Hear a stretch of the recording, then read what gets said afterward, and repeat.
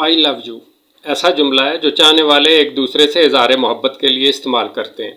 लेकिन क्या आपको पता है कि कंप्यूटर के ख़तरनाक तरीन वायरस का नाम भी आई लव यू है?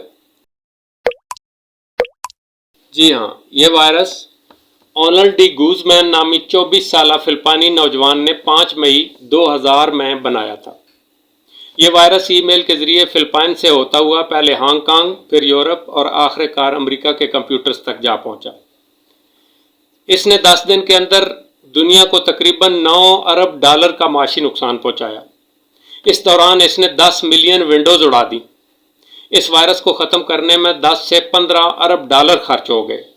पूरी दुनिया में इंटरनेट से मुंसलिक 10% कंप्यूटर मुतासर हुए और पेंटागन, CIA, बरतानवी पार्लियामेंट और तमाम बड़ी कारपोरेशंस ने अपने कंप्यूटर मुकम्मल तौर पर बंद कर दिए। वीडियो पसंद आए तो लाइक और सब्सक्राइब करने में हर्ज क्या है।